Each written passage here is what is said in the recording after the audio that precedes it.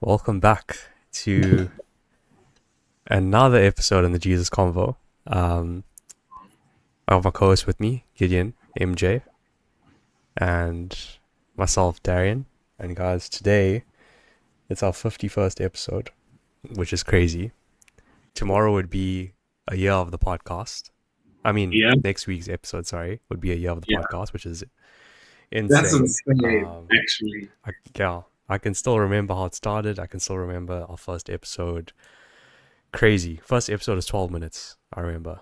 Um, That's a and nice now we're podcast. doing we're doing 10 times that. So it's crazy. Um, but Mm. yeah, no, I am just like really grateful that we get to do this. And it's, yet again, going to be another amazing episode of our relationship series. And yeah, before we get kicked into that, good. How was the week? Your week's been tough, but I've actually been learning quite a lot Hmm. about just being a young man and discipline and work. Because Hmm. I watched this video which I recommend to everyone as well. I'm going to be recommending a lot of Alex Wilson, which is funny because Darren, you're the one who recommended them to me. Hmm. It's this video on how to be a disciplined man. And he speaks about like young men, like the relationship we're supposed to have towards work. Now we're supposed to be working hard. Um, but yeah, second year of articles is just it's starting. I know that the worst is yet to come. I've just been praying to God all year long, honestly, just being like, Lord, I know it's going to be tough. And I also got like confirmation like 2 weeks ago that God wants me to stay here. Like it's not like he wants me to Hmm. like not finish. Um, but I've just been praying like, God, I know it's going to be hard. I'm not praying that you take away the difficulty because you're not going to anyways. Just Yeah. transform my mind to be like the kind of person who's actually like looking forward to the challenge that's put before me and actually like in the right mind space to deal with that challenge. But yeah, that's been week's been tough, but yeah, just figuring out like work and stuff. And you? Yeah, bro. Work is a challenge. That's the hectic one. But yeah, that's good that God's speaking to you. And that's the most important thing, that you know that you're doing this with God. Yeah. Um, and God is with you. I was actually reading about that. It's, John 15, remain in me and I'll remain in you. Um, and Mm. that verse is just like, God's really been speaking to me about that this week. It's crazy. But yeah, bro, my week's been really good. Thanks. Yeah, third week of officially working, and yeah, getting the hang of it. Not bad. I started off, I'm gonna be a bit vulnerable here. I started off working 3 weeks, 3 days, sorry, and I was like, I'm out of here. Like, there's no ways I'm working here. Can't make it. Can't manage. And now it's like, yeah, I actually have things to look forward to at work. Like, there's things I'm learning that I would never have learned if I didn't work, and if I didn't get this job. And it's not the best of jobs, but I mean, it's a job where I'm learning stuff. I mean, I'm learning pastel, which I never thought I'd learn. Which is okay. It does take a long time to learn, but it's something, like I'm learning that. Yeah. So yeah, work's been good. God's been good. Stakey's been good. Been amazing. And yeah, God's been really good in my life. Family's been good. So yeah, things have been really good on my side. And yeah, bro, shall you get us kicked off with today's Of episode? course, of course. Yeah, so this episode is we've titled it How to Find a Godly Man. Is that what we're gonna be titling the YouTube Yeah, episode there? Yeah, how to find a yeah, godly man. But obviously you can't find something that you don't know like what it looks like. So in this episode, we're actually going to spend quite a lot of time discussing what a godly man actually looks like. it's good. Less of the how to find the person, but more of like a what does a godly man look like. Hmm. Um, so just starting off, this is going to be quite similar to what we spoke about last week in relation to how to find a godly wife. And it's the idea that they should have a relationship with God first. Like this is something that it just it cannot be compromised on. It just can't be. As a Christian, as a woman of Hmm. God, you can't compromise on that. And obviously, this always applies both ways. But in this episode, we're focusing on women of God finding a man of God, right? It can't be compromised on. You can't do this whole I can fix him or whatever it is. And I think a lot of us, I don't know about you, Darian, But I know chatting from like a lot of my friends at church and also just me as well. Like our parents, we didn't grow up with like the most Christian parents, if I can put it that way. Like it was Mm. always like dude, my sister was had out of wedlock. Um, and like my dad, he gave his life to Christ in like 2020, which was beautiful. But like Sure. just things like that, like their relationships weren't really showing us like the blueprint in terms of like what a godly Mm. marriage should look like. Yeah. So a lot of us weren't blessed with that, but we have the opportunity, right, to make sure our kids have that. And Yeah. it's important. You just can't compromise on them having a relationship with God, because you just save yourself so many problems when you Mm. don't when you do it the right way, rather than just trying to Yeah. rush into something, or because you really like the way someone looks or whatever it is. And we'll speak about that later in the episode, about looking at someone's godly characteristics over their worldly characteristics. But you can't be in a position where you're compromising on who you're picking in relation to how close they are with God, because Yeah. they're exactly your type, or he's got this, and that. It's like the number one Mm. thing is a relationship with God. That's Yeah. what matters. Um, and the reason for that, and we always speak about this, is that your marriage is a three-way relationship. It's not just you and him. It's you, him, and God. And God is the one who keeps that together, right? Because he's gonna fail, you're gonna fail at some point, and it's God Yeah. who keeps that relationship together. It's that firm foundation, right? And this takes me into one of the it's a characteristic that branches out from this, but he must be fully submitted to God, right? A man who's not submitted to God is going to fail you. Like I said, if somebody's not submitted to God, that means they rely on themselves, and as humans, we're Sure. going to fail, right? And that was It's the good. beautiful thing It's about very David. I good. know we speak a lot about David, and the reason I think what's so beautiful about David, right, that you don't see in anyone else. I'm reading Kings. I'm literally reading after like Solomon has died now, and all the other kings as well have like come in as well, and the descendants, they just messed up, right? But Mm. something that was like distinguished very early on, right, between like Solomon and David, is that David was a man after God's own heart. Solomon had all the wisdom in the world, but he did not have a heart for God, and that was something he Sure. really like all he paid for. But David himself, right? The reason, I think the perfect story to show who David was and why God loved him so much was what happened with Bathsheba, right? He obviously did what he did with Bathsheba, and he sinned. He did like really bad things. Like I don't think there's much you can say worse. I don't think there's a hierarchy of sin in Christianity, but I don't think there's much you can say is worse than committing adultery with your best friend's wife, then trying to get him to come back from war, and go sleep with her so he can believe the baby is his. Then when he says Mm. no, send him to the front lines and have him murdered. Like I don't think it gets much worse than that, right? But the Crazy. beautiful thing about David is, it's in one of the chapters when the prophet Nathan comes to him, and I don't know if he was a prophet, but he definitely got this revelation from God, right? He comes to Mm. David. This is King David, right? And he tells him the story of, there was once a rich man who had all the sheep in the world. He was like filthy rich. He was wealthy, right? And then there was this other man who was dirt poor, and he had one little. It says in the ESV, it says it was an ewe, like EWE. So I'm like it's like Mm. a mini lamb basically. Like it's really small. And he said, he loved this sheep like his daughter. He treated it like his daughter. He fed it very well, and whatever it was. And then this really rich man, he needed to sacrifice for some particular reason, and he went and he took this man's little lamb and sacrificed it. And David, in his passion and everything, was like, "What an evil that has happened! This person must be put to death." Or something like he has sinned before the Lord, or whatever it is, right? Mm. Um, and then Nathan is like, "You're that man." And David, like, to say that to a king, like to go up to a king and be like, Mm. you like to rebuke him like that, like you'd get killed. You would get killed for that. David's immediate response Sure. was, I have sinned before the Lord. That was his response. And that's why God loved him so much, because as much as David struggled with sin, as we all do, when he was confronted with it, he was very quick to repent. He was very quick to say, I've sinned before the Mm. Lord.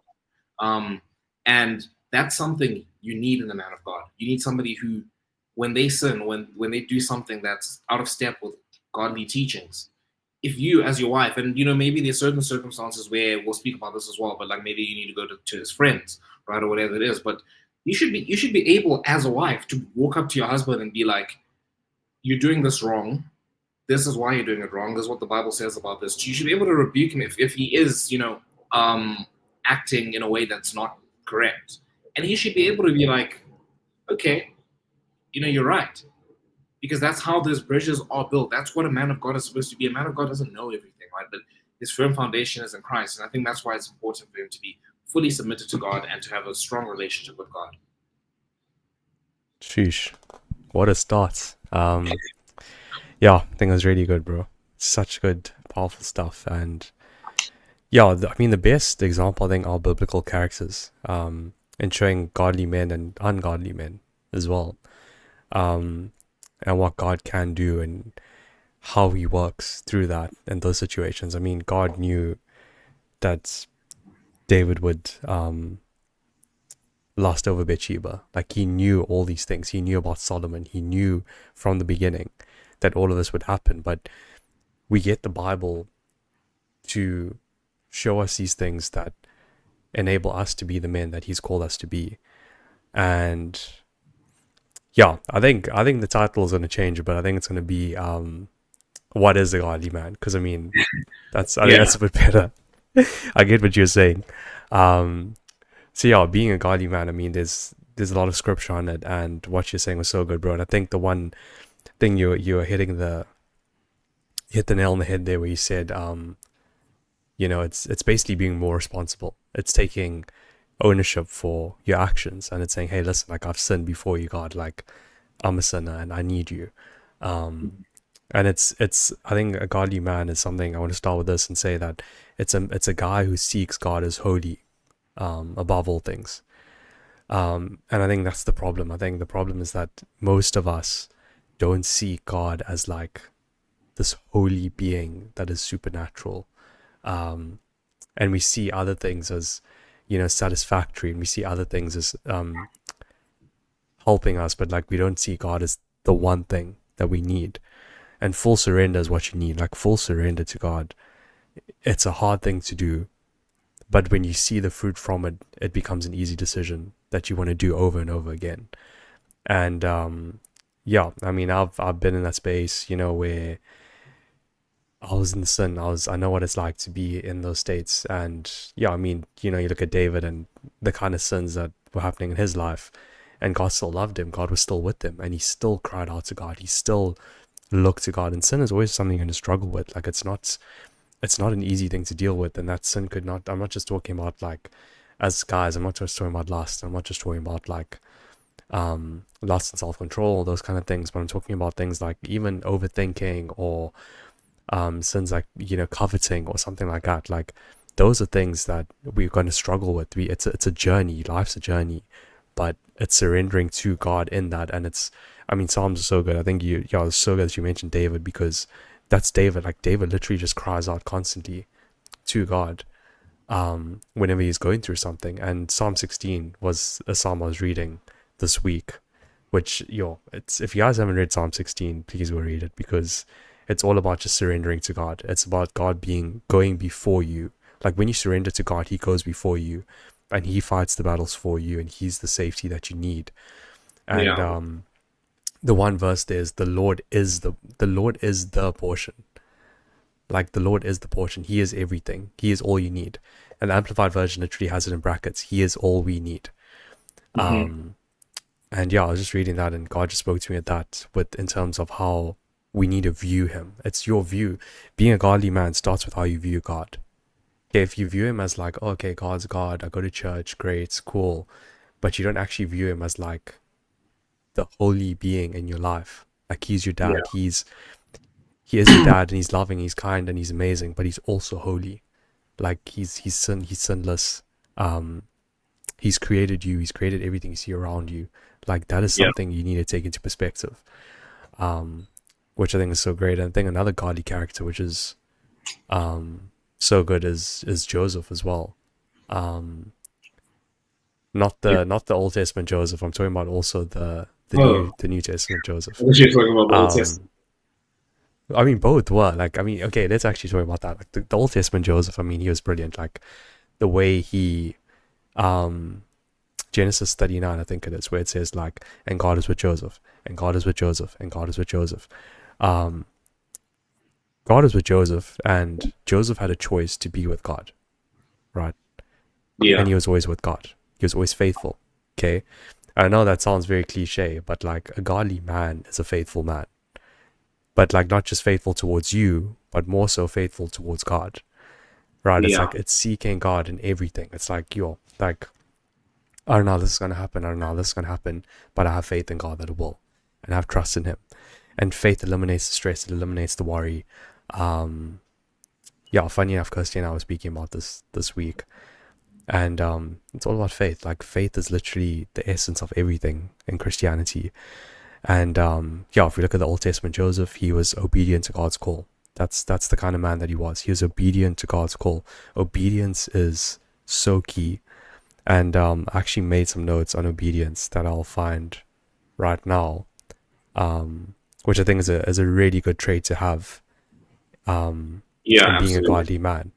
And yeah, John Bevere's podcast I watched, John Bevere and Lisa Bevere's podcast. It's called Conversations with Them, and it said obedience. It's the means to which it's the means through which the joy of the Lord becomes our joy. Okay, obedience should be a loving and heartfelt response to God's will. Right, it's a loving response to God's will. Okay, when we taught to obey our parents, there's kind of like, oh, I have to obey my parents, or like, oh, I have to do this. Oh, God's asked me to be obedient. Okay, fine, I'll be obedient. That's a strong attitude to have because you're not doing it with love. The love Yeah, isn't there. So I think that's the cool thing about Joseph is that he had that obedience to God's will, and God rewarded him for that. Like God always rewards obedience. Again, something Kirsty taught me about obedience. God always rewards obedience, no matter what. Um, the other Joseph we look at is Mary and Joseph, right? yeah, And something I learned about him was that, he was above a protector. I mean, above a provider, he was a protector. When it came to um, Mary, right? Because I mean, if you think about Mary and Joseph and the birth of Jesus, like it was probably one of the hardest births that there was. It wasn't this fancy birth where no, they had it at a cool place. It was probably like a really crazy one. Like the manger wasn't clean, or it wasn't the greatest conditions, but no, God chose for that to happen. And everyone, this is something Jimmy Rowland said. He said that everyone in the lineage of Jesus had their occupation. Okay, so like they had like tax collector, or like um, whatever work they did, carpenter, whatever, something like that, right? They all had their occupations there. But Joseph's one had husband of Mary. Okay, and didn't show what he did, but it showed what he protected, which I thought was crazy. Um, yeah, and he protected her above. It's not what you protect, it's not what you produce, but it's what you protect. Okay, the model of a man is what you protect over what you provide. And there's too many, like you'll see these TikToks and these Instagram reels and all these things about how people say things like, oh, I need a man that's making 6 figures a month, and he's successful, and he's this and he's that. And yeah, like, yes, as a man, you're supposed to provide 100%. Like that's your call to provide. But your call is also to protect your wife, and not in the sense of like this, yes, obviously in a physical sense, but also in like a godly sense. You're protecting her from the world. You're protecting her from um ungodly things. Like that's what it means to be a husband. It's like you making sure she's okay. You making sure she's fine. You cherishing her. That's what it means to be a godly man. And I think Joseph modeled that brilliantly well, um, as well. I think that that was just such a good example of what of godly men in the Bible. You mentioning David, you mentioning Solomon, Joseph, both Josephs. There's others, but like we just mentioned those for now. And yeah, I think again it comes back to what you just started with, like it's full surrender towards God. It's living out Romans 12:1, where you're kind of just saying, does being a godly man, what does this mean? It's like you're writing it down. It's like, okay, what does this actually mean? It means that I need to let go of the things that are causing me not to be this man. Okay, like what's the things that are causing me not to be this man? It's making a simple list, which sounds very, oh, okay, Darian, like, oh, whatever. But it's like that list could change your life. If you find out what's preventing you from being that man, you would easily walk into what God wants you. Sorry, not easily. You would walk Yeah. into what God wants you to be. Going to be a lot of potholes, going to be a lot of speed traps and tolls on the way. But again, it's like it's worth it. Okay, like when you eliminate the worry now, it becomes better and better. But yeah, it starts with full surrender. Yeah. I love when you mentioned Joseph. It's always interesting because, like, I actually heard this like a week ago. I don't know, it was somewhere at church. When someone was saying Mm. it's always interesting seeing when we say Joseph. Oh, it was in Rosebank actually. Going through the book of Isaiah now. They Yeah. mentioned Joseph, and he was like, it's always interesting seeing, which Joseph people think of when they hear Joseph. But yeah, dude, the Joseph, could you call him the stepfather of Jesus? I don't know. Just the earthly father of Jesus. Um, Yeah. he I love what you said about how he protected Mary, right? Because it was literally, I remember, just from what I remember about the story, was, he finds out Mary's pregnant, and then it's Mm. like, wait, we didn't do anything. Did you cheat on me or whatever it is? And then, obviously he wasn't convinced. And then he got a visit from the angel, or something like that, and he got told by God, no, she's pregnant Mm. by the Holy Spirit. And then he was like, okay. And then his number one thing after that was to protect Mary, because obviously, if you were pregnant before out of wedlock, it was like Yeah. it was over for you. Um, Yeah. and that's another characteristic of a godly man, right? Like he protects his wife, right? He protects, and this is the whole idea of like taking us to Matthew 6, Sermon on the Mount, when Jesus equates lusting over a woman with adultery, right? The whole reason, I mean, there's a multitude of reasons why adultery is bad, right? But one of the main things is Mm. that taking away someone's dignity, right? And the whole idea of equating lust to adultery and anger to murder is that they are surface manifestations of that, right? Anger is a surface manifestation of not caring about someone's life, and then murder is Sure. the ultimate manifestation of not caring about someone's life. Adultery, right, is the ultimate manifestation of not caring about someone's dignity, right? And lusting is a surface manifestation of that. And that's an important thing as a man of God. You should be protecting, your wife and her dignity. And also why modesty is such a big thing as well. It's about protecting your dignity, before the Lord and before the Mm. world as well. And that's a godly That's characteristic good. our one must have, to protect your dignity. And when a man wants to go to have sex before marriage, live together, not follow in the ways of the Lord, he doesn't care about your dignity, right? He just cares about his own Mm. pleasures. And I think that's an important thing. Also, just again expanding this, so like, just disrespecting you in general, like when you get like, this is a more worldly example, but when you get someone who's in a relationship but they're so openly flirting with like other women and stuff, and it's like, you're not protecting your wife's dignity. Yeah. I think that's a characteristic that's important to have. But another characteristic is he must be able and willing to lead you in your relationship, right? So we obviously spoke on the first point about how he must have a relationship with God and he must be fully submitted to God. Right now, if he's fully submitted to God, the Ephesians 5, I'm not going to call it the Ephesians 5 principle, but yeah, it's a teaching in the Ephesians 5 about how, um, wives fully submit to your husbands, and husbands love your wives the way Christ loved the church, right? And the whole idea is that Mm. um, because God is the head of man and man's the head of women, right? Like, it's that the man should be leading you in that relationship. He should be leading you. That's why, and I say this so much, so often, right? I know I always say this about just godly relationships in general. When I'm like, I've seen the way you have approached Kirsty. I've also seen my friend Ruben when he was dating his girlfriend. Like how, like when you see how a godly relationship looks, like you don't want anything else. Like everything else, it just pales in Mm. comparison, right? And it's a similar thing now. Pleading to the women watching this is that, like,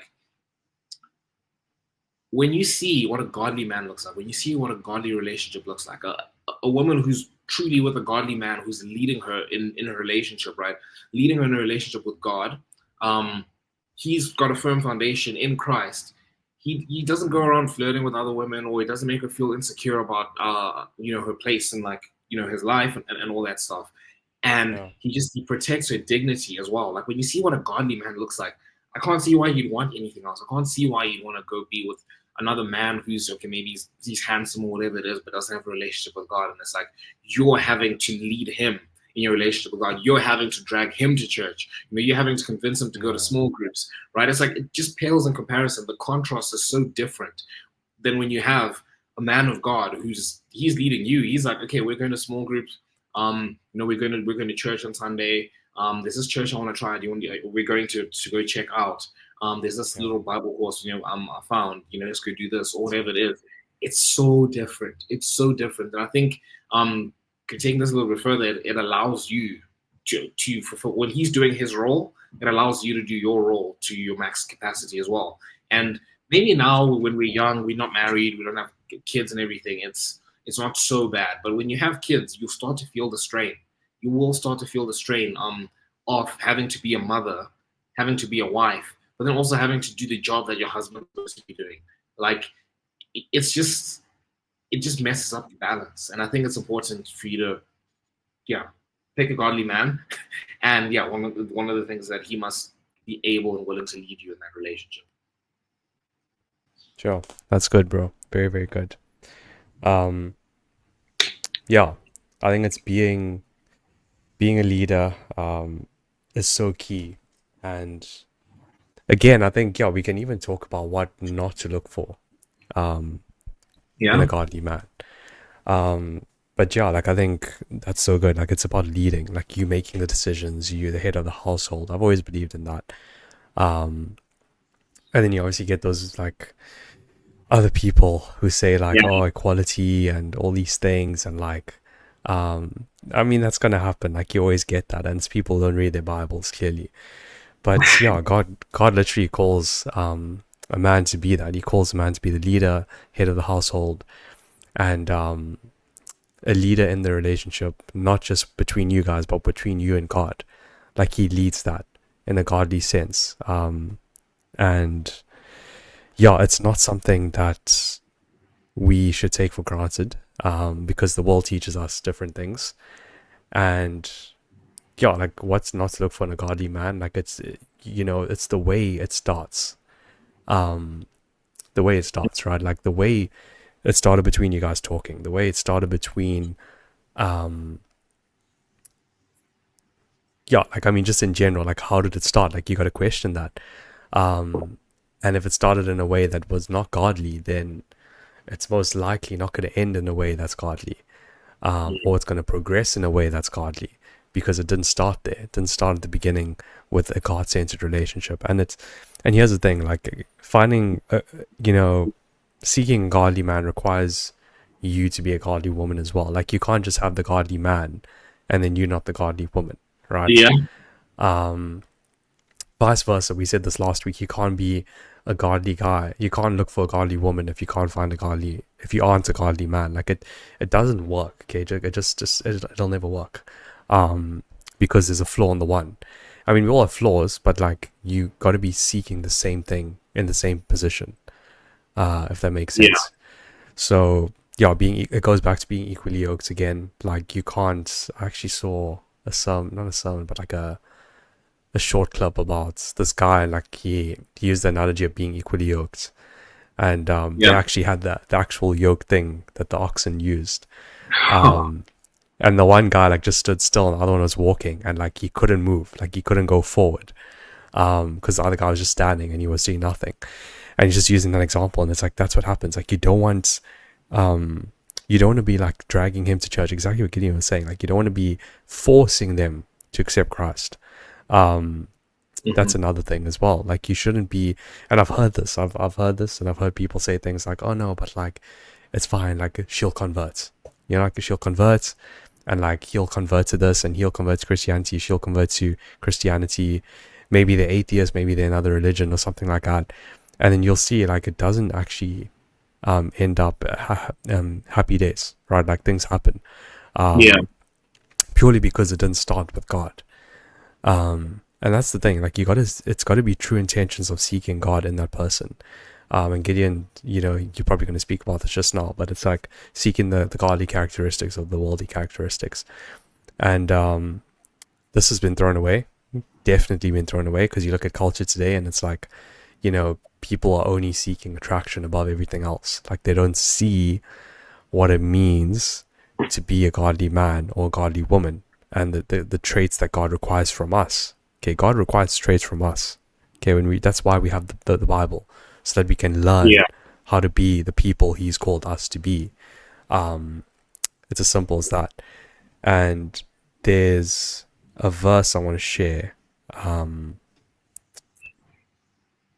I've mentioned it before, definitely mentioned it before, but 1 Timothy 4:12, Mhm. and it says, "Don't let anyone think less of you because." Okay, wait, let me read the ESV because Gideon, that's his favorite book. No, It's the man. ESV. Read read Amplified. That's good. No, that was NLT. Um, I like it also. let no one, yeah, NLT is nice. Let no one despise you for your youth, but set the believers an example in speech, conduct, love, faith, and purity. And yeah, I've mentioned this before, but this is a brilliant one. Okay, like this speech is like the way that person talks, communicates. Do they swear a lot? Okay, that's something. Mhm. Okay, swearing isn't a good thing, right? The Bible literally says it's not a good thing. I think it's Ephesians 4 that speaks about it. But yeah, this the way they speak, the way they talk to people. Do they say things in love? Do they say things? Does he say things in love? Does he say things in a way that is manipulative, or like seek these things? See the way they talk. Okay, it's not just how he looks. Notice it's speech, conduct, love, faith, and purity. It's not looks. There's no looks Mhm. there. It's just those four. Okay, sorry, 1, 2, 3, 4, 5. It's just those five. Um, but yeah, the looks isn't there. Okay, the way he looks, the way if he's 6 foot this or 6 foot that, if he makes six figures, no. Okay, that's not No. there. Conduct, okay, the way he acts around people, okay, the way he goes about life. Is he faithful to God's will? Okay, is he constantly working for God and not people? Is he, like maybe he's in a difficult space in his life. Okay, does he complain about that space, or does he do something about it and submits that to God? That's what Yeah. conduct means. Okay, it's like he's literally seeking God in everything that he does. Okay, I know there's gonna be times where you don't see God in everything you do, but it should be this constant narrative that you're constantly doing that and you're renewing your mind. And what happens when he's this was a good one JP used, like when he's in road rage, how does he act? Or when Mm. when a waiter doesn't how he treats a waiter, okay, or let's just say his food is late or something happens with his food. Does he get angry and upset, or does he treat that with patience? Yeah, when he's faced with a situation, does he react in anger, or does he react in grace and truth?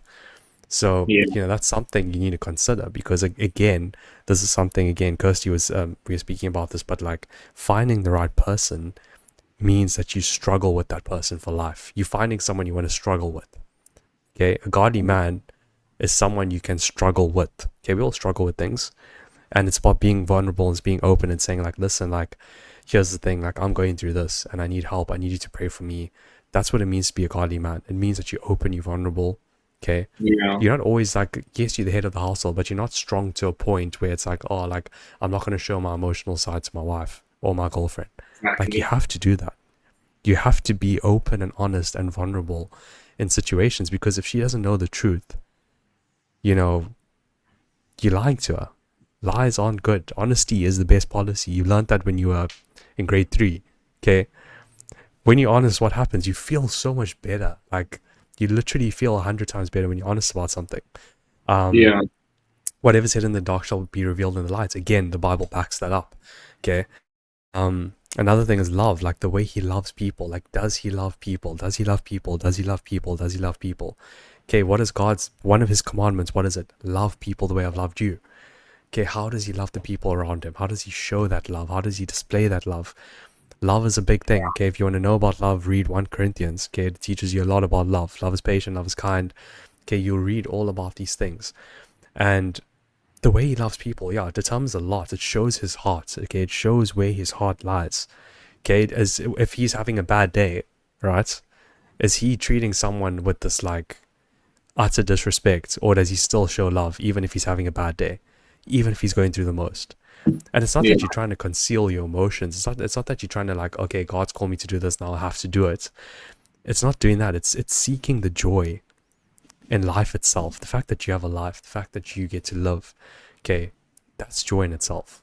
Okay, despite what we go through, despite what we face, that's what it means. It's like showing love to people because God's instructing me, not just because God's instructing me to do so, but because I love God so much.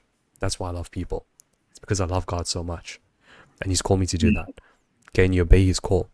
Okay, his faith. Okay, how faithful is he towards God? Okay, Yeah. is God the first thing on his mind? Is God the last thing on his mind? Okay, like those are things you'll get to know when you spend time with the person, obviously. Okay, like you get to see who they are in the way they talk. Again, it's like a lot of these things, speech, conduct, all of that, they kind of flow in between each other. So like you'll know about their faith because of his speech, you'll know about his faith because of his conduct, because of his love, all these kind of things, right? It's like it's the faith that he has as well, which is so important. And like being faithful towards God, it's a hard thing to do. Submitting yourself under God's will. I think it's what 1 Thessalonians 5 verse 16 to 17, I think it is. Always pray. What is it? Always pray, always be thankful, for this God's will for your life. I think it's that verse. Never I don't know cease in praying. as well as you do. I think it's never cease in praying, always be joyful, give thanks to God, for this is God's will for your life. Yes. Which is hard. Like if you just think about those 3 things. Okay, always praying.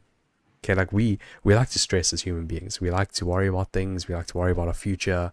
What does the next year look like? What does the next 2 years look like? Yeah. God's very clear on that. He says never stop praying. Like never ever stop praying. Okay, always be joyful. Okay, I don't get like this is a tough time for you. Where joy is hard to find in work and with articles Yeah. going on. But God says like always be joyful.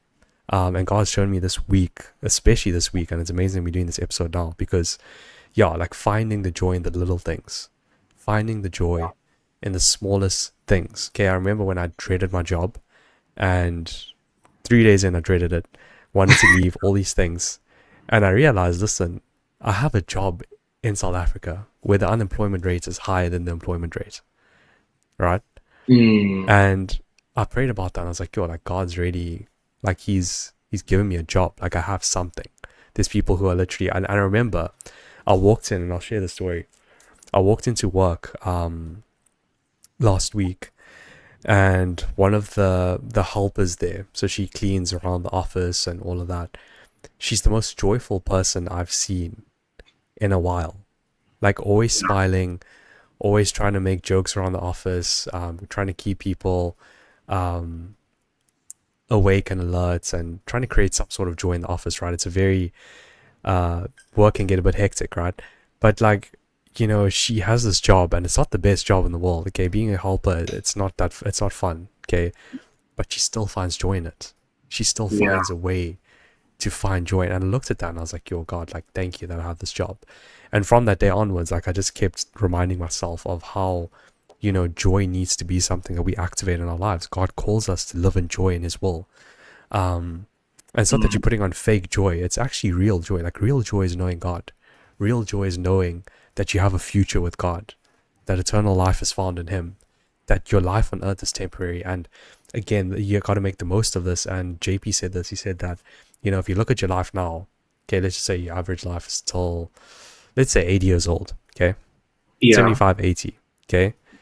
The time period from your age now till that age, okay, 70, 80, you think it's very long, you think it's the end of your life, but from 80 years old to eternity is like crazy. That difference is nothing. like way crazier. It's nothing. Okay. Yeah. So it's like thinking about that joy. It's like we get to spend eternity with God, and living our lives for God here prepares us for that. And being a godly man is something that we can all do, and it's possible. Like it is possible. You go on YouTube and you see, Kirsty and I watch a lot of dating videos, and we watch a lot of Christian dating videos, and you see these couples and how they lead their relationships, how the man leads the relationship. Um, and the last one I want to talk about is purity, which I think is very, very key in being a godly Yeah, man. Like we can do a whole podcast on purity, but yeah, I literally. think purity is so important. And Kirsty was literally, she spoke to me about this yesterday, and she said she watched a dating video, and they spoke about purity, and they spoke about like saving this couple saved themselves from marriage.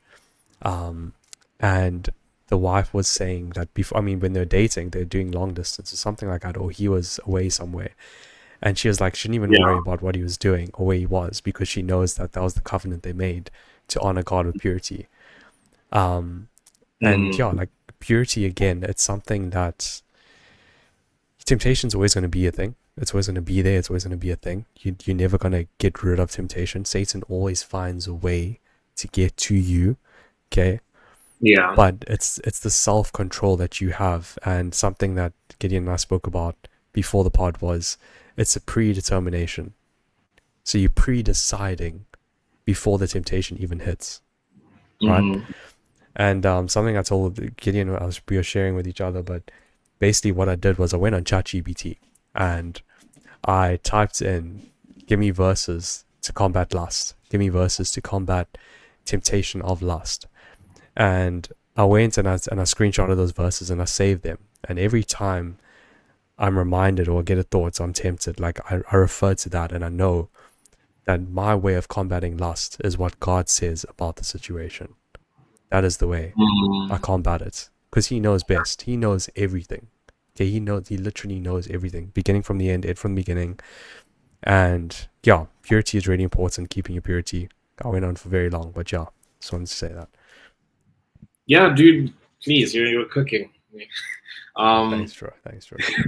purity, dude. Purity was something I remember. It was yeah. It was like March last year. I was actually at Mm, Rivers, dude. Um, I learned because for me, I always saw purity as like, okay, I'm saving myself for marriage, all of that. I'm pure, mm, maybe my first kiss, so like, I'm pure, bro.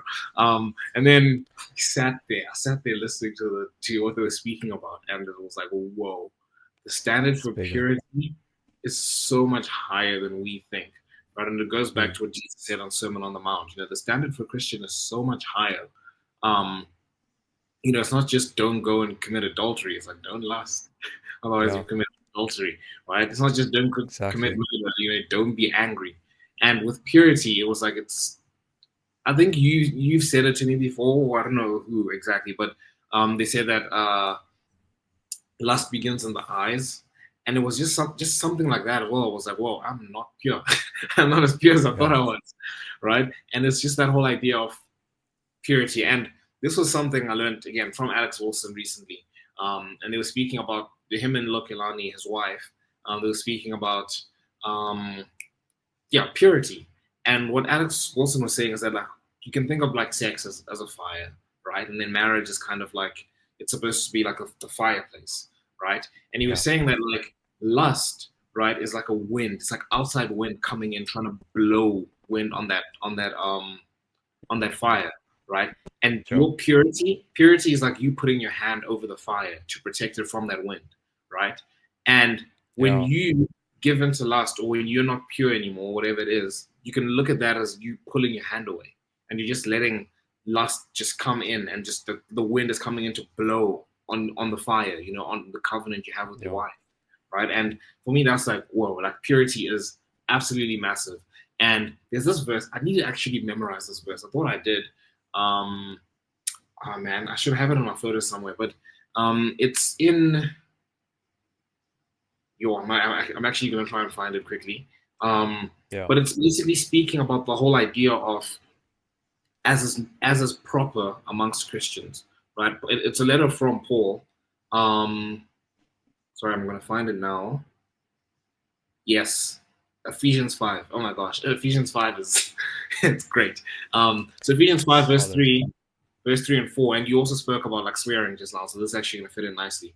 So verse 3 says, "But sexual immorality and all impurity or covetousness must not even be named among you, as is proper among saints." Right, and I remember Mm. when Pastor Richard was speaking about this at the Rosebank sermon, like 2 weeks ago. Um, he was saying that thing of like as is proper among saints, right? It's like when last, did you accept the whole thing of like as is proper? Like there was a time when that was Yeah. enough, right? It was like don't do this because it's not proper. There's a time that was enough. Nowadays we live in a generation where it's like, what do you mean? Why can't I? I should be able to do what I want, whatever it is. But there was a time when you were able to be like, don't do that, it's not proper. And as saints, Mm. right, as Christians, Paul is calling us. He's like, this is not proper among saints. We should be able to respond to that. We should respond to that and be like, yeah, it's not proper for me to act like that. I'm a child of God, right? We're the saints. Yeah, we're saints. I struggle with that thing of like calling us saints because obviously we're sinners, but like we're made saints Mm. because of Jesus. But like, yeah, we're saints Yeah. and we don't act this way, right? And then verse 4 says, "Let there be no filthiness, nor foolish talk, nor crude joking, which are out of place, but instead let there be thanksgiving." And I mean, verse 5 continues to say, "For you may be sure of this, that anyone who is sexually immoral or impure, or who is covetous, that is, an idolater, has no inheritance in the kingdom of Christ and God." And I think I Mm. just love that whole thing of like, as is proper among saints. It's like, as is proper among saints, like as a man of God, there Yeah. must be no like impurity, sexual immorality, and all that amongst them because it's just not proper. Um, Yeah. but yeah, no, I love what you said about purity. And then the other things I want to speak about, the next one I want to speak about is just discipline, right? This is something I've been learning as well, just in relation to my job. But yeah, man of God must be disciplined. He must be disciplined, and this extends to more than just you know um, being disciplined at work. Obviously, there's sexual discipline and all kinds of Yeah. discipline. And all discipline is obedience, right? And as Christians, as Christian men, discipline is obedience to God, and it goes back to that whole thing of being fully surrendered under God. We should be um, disciplined, and Yeah. God calls us. He calls us to work, right? Calls us to work and commit ourselves to the work of the Lord, right? And the work that we do is for the Lord. And I know you say this to me, Darren, and it's there in Corinthians as well. No, it's not Corinthians, in Colossians, about how we don't do this work for an earthly master. We do this for the Lord, and our inheritance Yeah. comes from Him. And something Alex Wilson was saying is that, like, if Jesus is the one who's paying me, how rich is He? He owns everything Mm. in the world, in the heavens and the earth. It's like, whoa. Sure. But he must be disciplined. He must have a purpose, because again, he can't lead you if he's not disciplined, and he can't lead you if he doesn't have a purpose. Think of like somebody who's leading like an army, for example, right? You can't Yeah. have a leader who says they're going to do something then they don't do something, or you can't have a leader who doesn't do what they're supposed to do, or doesn't do what they're asking you to do, right? Like they can't hold Mm. themselves to the same standard. You can't have somebody like that. Yeah. But most importantly, you can't have a leader. You can't have a captain of a ship who doesn't know what direction the ship is going in, right? And I think that's important as well It's in good. the man of God that you pick. You must know like which direction, like he must know which direction he's going, where God is calling him. Because again, these are Mm. conversations you have, and I know Darren, you've definitely like impacted the way I see this in terms of like the courting process. Um, these are the kinds of conversations you have when you're dating, right? You don't want to be like married and it's like, oh, I want to go be a missionary. I want to go around the world and go to like India. Mm.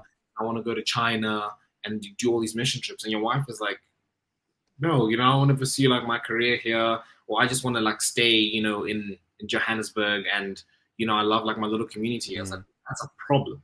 That's a big problem, right?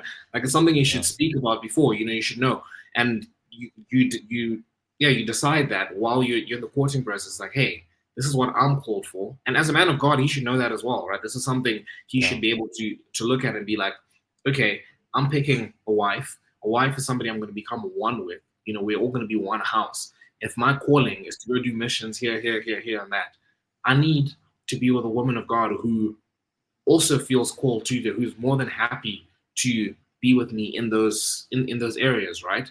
And if Yeah. the woman is, and I'm not saying that obviously, the man you pick or whatever it is says they want to do this, but you want to do that, and all of a sudden, you let go of everything God is calling you to do so you can be with them, right? But what I'm saying is that that should be spoken about in the dating process. And when you get married, you are under, his leadership, and you guys move as one unit. You literally become one. So at least make sure you're aligned in your visions, right? In your callings. And I think that's why it's important for him to be disciplined with a purpose. Sure. Solid, bro. Really, really good. Um, yeah, I think that's again, I'd even go as far as to say it goes before dating, where you figure out these things. Mm, Um, because JP says that there's three stages. There's your singleness, there's dating, and there's marriage. And he speaks about singleness being amazing. It's good. I mean, we spoke about this, but he speaks about singleness being this great thing, and it's such an amazing time for you to get close to God and experience who God is. If you call to be single, you're in the 1%, which is like 80 million people joining you on that. Where like, yeah, you literally just don't get married, you don't, you're single, cool. yeah. And then he speaks about dating, and he says dating is an interview process. You don't want it to go on longer than it should. You want it to be quick, over Mm, with, and you want to get the job, and it's done. And then marriage is like, okay, this is the big one. It's the big test. You get married, and then you live it out. You live out God in that marriage. So like, yeah. yeah, again, like when we speak about dating, obviously it's you finding these things out before. Like, um, I know it's a bit biased, but I always use my relationship here. But you know, with Kirsty and I, like it literally started with God. There wasn't even before we started dating, like it wasn't as if like I saw her and I was like, yo, like this girl's really pretty or whatever. Like I didn't even see her. Like she had one picture, I think, and it was a DP or something. And she had no post on Instagram, that kind of thing. And it's like I wasn't attracted to um, the pictures or anything like that because I didn't even know what she looked like again. Um but like it was just this call that the Holy Spirit, said to me like, listen, like you need to see what's going on. Like who is this person? Like who is Kirsty? Mm, And that's what I did. I messaged her and asked her. I said, listen, like what's the story? What's your relationship with God? Whatever. And yeah, like it's from there things just obviously the rest is history. But yeah, yeah. it started off with God, carried on with God, carried on with God, carried on with God. Never stops. Like it never stopped with God. We still every single day. If you had to search the word God in our chat, yo, good luck to you, because there's a lot. Um, but it literally that's what it was, and I just during those 6 months before we started dating, um, I'd have the checklist. I'd have the Proverbs 31 checklist. I'd have um verses in the Bible. I'd watch sermons. That's another thing. Again, you want to be a godly man, educate yourself on what a godly woman is. It's as Mm, simple as that. Like you wanna find as much resources as possible to know what you should be and what you shouldn't be and what you should look for and what you shouldn't look for. um the best sources you can find out there is YouTube. You type in Christian dating, you find out how to become a godly man, how to become a godly woman. Okay, if you go and you watch JP has brilliant advice on this. Like the Becoming Something podcast is amazing on young adults, for young adults, and like how to find the right person. yeah. Godquestions.org is brilliant. You can literally type in what is a godly man, what is a godly woman. It'll give you verses, it'll give you a breakdown.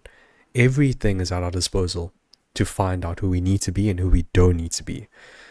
And yeah, I mean, that was something that I built at the early starts. Like, did I ever think us, I would date at that time?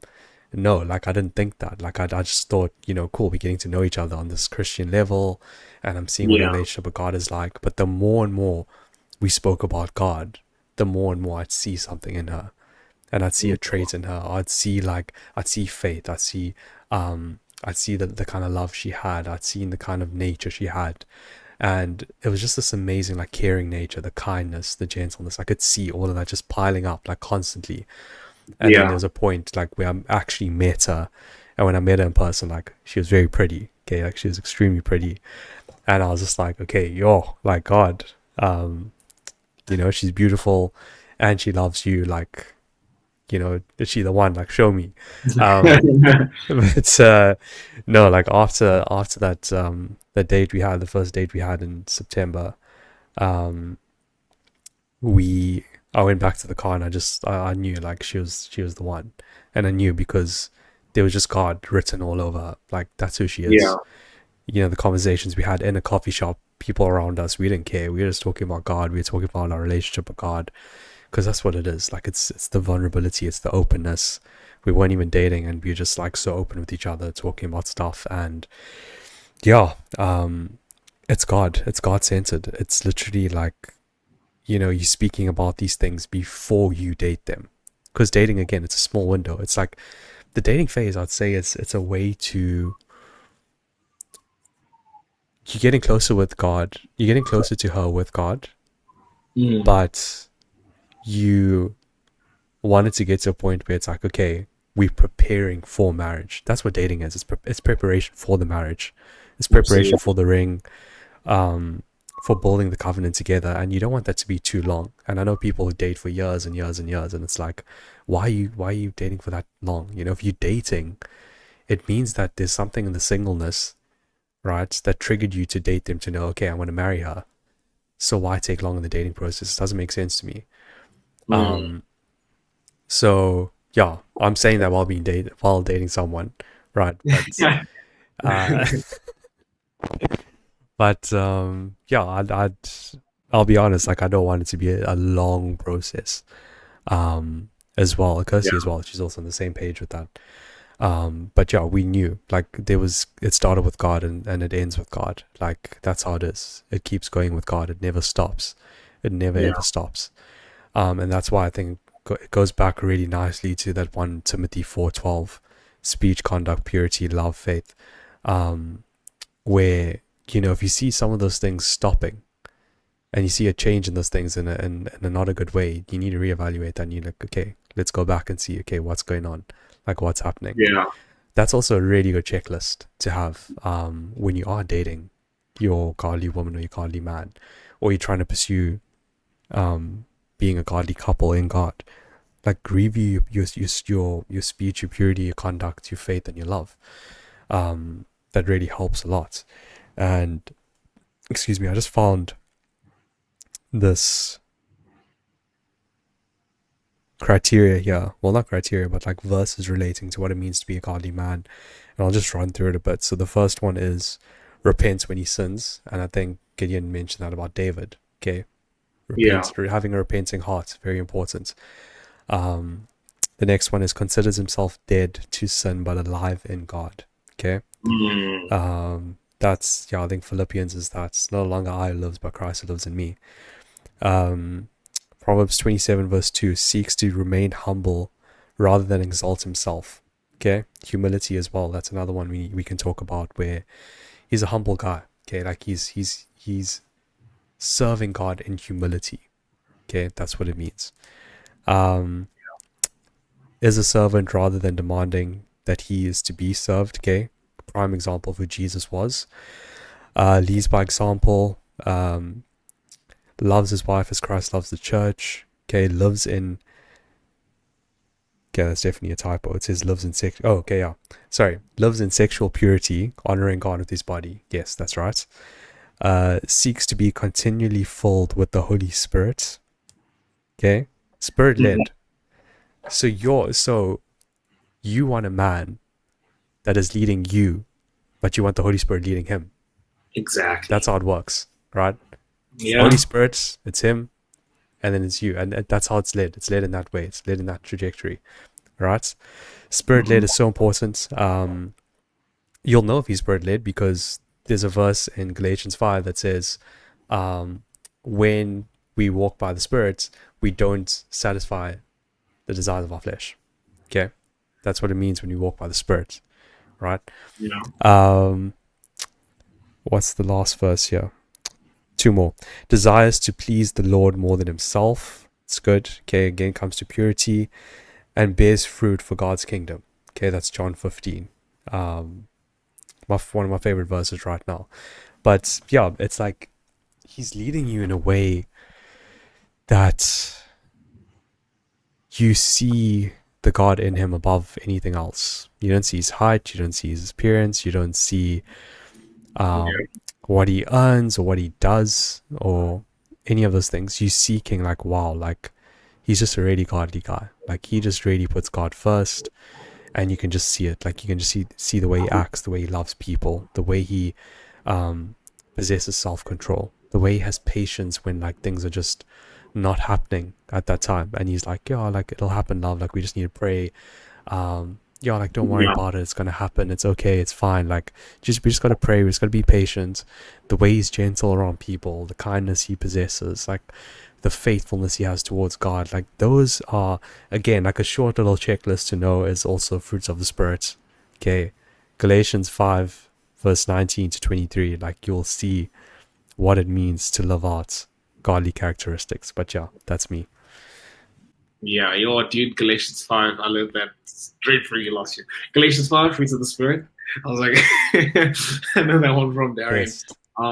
But it's beautiful. I think that's, Jesus said you'll know them by their fruits.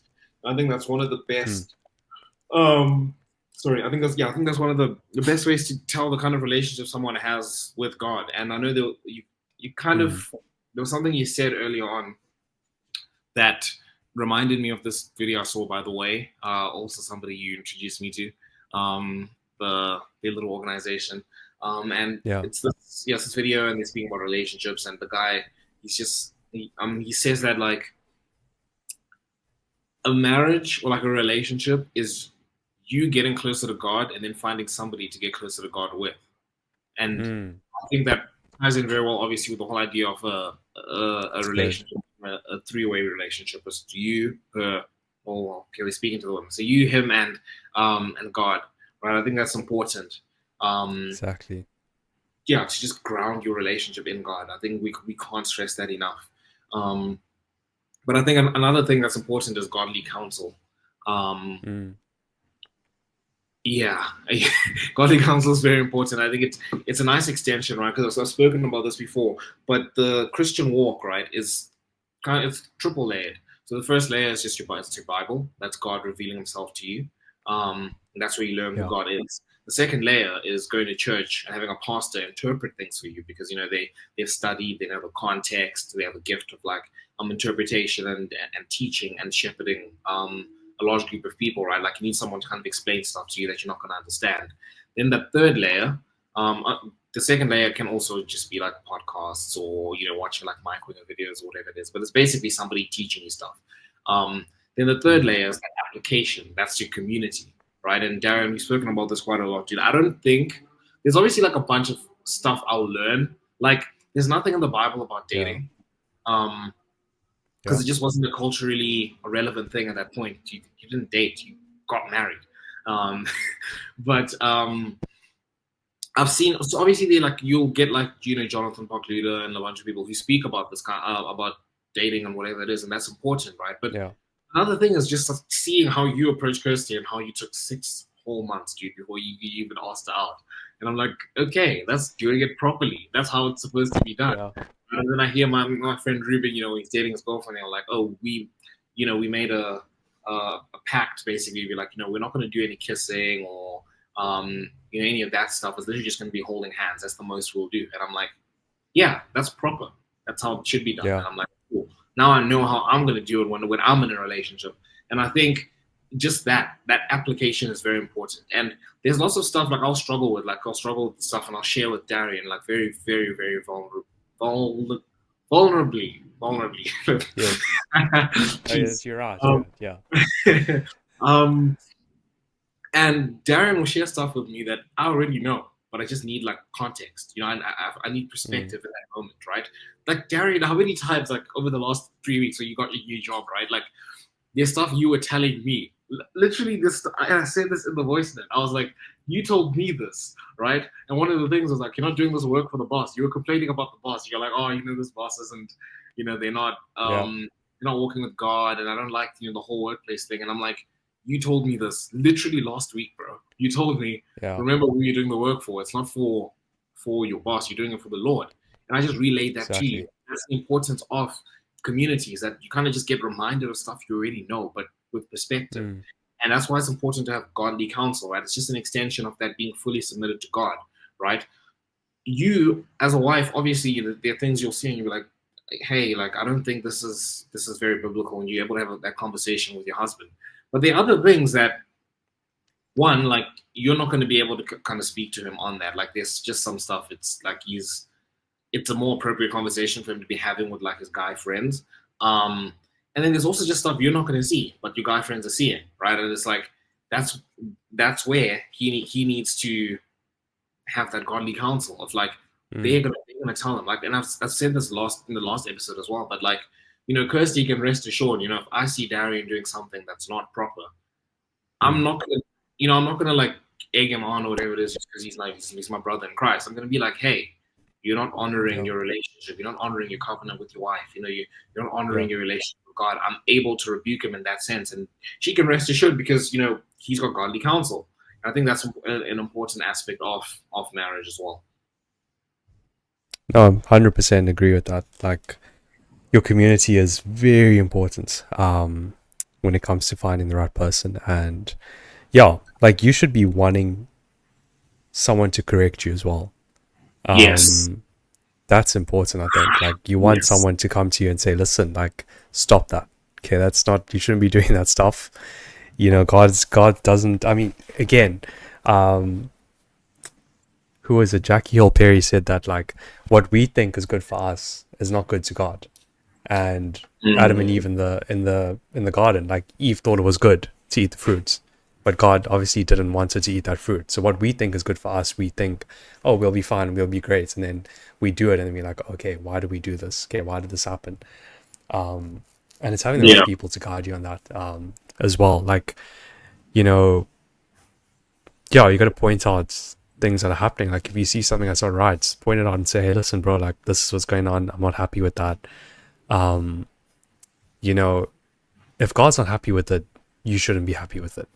I think that's something that's an easy way to know that you're doing something wrong. If God's not happy with it and it doesn't delight, it doesn't align with his desires and it doesn't align with his will, then it shouldn't be happening. I think that's how you know if something's wrong in your life, that you know you're doing that you shouldn't do. But again, godly counsel, okay, who you have an equally yoked relationship with in terms of your biblical aspects of God and your relationship with God, they will advise you on this. Okay, Gideon Mm. gives me advice, I give him advice, and we back and forth. Like, this is how we are. I'll be vulnerable about things, he'll be vulnerable about things, and we have that relationship and we help each other. And it is the way it is. And actually, I have my Bible here and I want to read a verse in John 15. Yeah, I have it opened here. It's in the Amplified version. Is that fine? No, You I'm know what? joking. Actually, I'm not gonna have this from you, right? Because you know how I speak of the like Calvinists and like you get like the Baptist people who are like kind of on like Yeah. that these they have this kind, they love the ESV, dude. Like the ESV is like, I'm not gonna say they worship the ESV, but for them it's like ESV is it, right? And it is a very solid translation. Like ESV is word Mm. for word. You get the words exactly like as they are. It's very nice. They got me into ESV, and I agree. Like it's a nice like study Bible. Like if you want to study, go It's study like good, yeah. translation. But I'm not against. I used to read NLT, dude. Literally, this time last year I was reading NLT, and then they were like, "No, you should read ESV." I'm like, "Okay." But I literally have. This is NIV Bible, bro. I don't know if you guys. Oh, it's not going to show. There, NIV. Yeah, This is yeah, I NIV. can see. I have, and I love NLT, so I'm not going to have this for me, dude. Okay, yeah, yeah. So, I was just checking. I was checking if it's okay. Um, yeah, the verse I wanted to read was John 15:7. So, if you remain in me and my words remain in you, that is, if we are vitally united and my message lives in your heart, ask whatever you wish and it will be done for you. Okay? Mm. And I just want to highlight, like, my message lives in your heart. Okay? Does the message of Jesus live on your heart? Okay? Is it written on your heart? Yeah. Um, that's what you need to ask yourself. And again, godly counsel helps us deal with that. It helps us realize that. And yeah, like, I know Kirsty as well has amazing friends of hers that are around her, Christian friends Yeah. that are solid. And again, that's what Christian friends do. They convict. They tell you things you don't want to hear, but you need to hear. Okay. I've Yeah. done that with Gid a lot of times. He's done that with me a lot of times. And we live and we learn. Like we know, okay, cool. Like Yeah. I trust Gid's intuition, not intuition, sorry, his advice and um his brotherhood in a sense. But yeah, I Mhm. think that's so important to have that, and you gotta be looking to find those people around you, um, because again, it's accountability as well. Accountability is what gets you to your goals. No one reaches the goals they reach without accountability. Um, if Yeah. I want to get a six pack or like some sort of body by the end of this many months, you're not going to do that unless you're accountable to someone that's literally checking your progress and tracking, like, okay, you're doing this, you're doing that, you're eating right, you're not going out, you're not doing that, you're not drinking alcohol or something like that. Like, someone's checking and they seeing your progress. Yeah. um it's not going to happen, like it just won't. And you know you got to have those people around you. Like, I remember I used to think that excuse me, like I can just talk to God about it. And, obviously God's available 24/7 freely. And that's the beauty of having that relationship with Jesus. But God gives us the people around us to keep us accountable to Him, Hmm. right? Yes. He gives you people around you to be accountable to Him. That's the difference. And yeah, I think, again, godly community, so vitally important. But yeah, that's what I wanted to say on that, bro. Thought it was really good. Yeah. Yeah, dude. Fully agree. Don't really have anything else to add to that. I don't know if you have anything else you want to speak on, or we can round up the episode. Uh, yeah, I think we just round up here. But I think it's so good that we had these conversations, and this relationship series is really good. I think it's going to help a lot of people. Yeah. And again, I just think that becoming a godly man, it starts with you remaining in God. That's what it means. It means to remain in God, submit your life to Him. That's the first start, and then that's 50% of the job done. Is committing your life to God, literally. Like, that's what it means. Yeah. And then the rest of it kind of flows out of that. Kirsty always tells me that when you put God first in your life, everything else falls into place. Takes a while, but it does fall into place. So, Mhm. yeah, guys, I just want to thank you for watching today. We hope you guys were blessed by it. And yeah, we do have connect groups that will be happening at the end of every month. So we have our series starting at the beginning of the month, and then obviously the last episode will be at the end of that month. And we'll have a connect group based on the series. So not necessarily this episode specifically or whatever. It'll be on this, how to find the right woman, um, singleness, I think it is. Yeah, Yeah.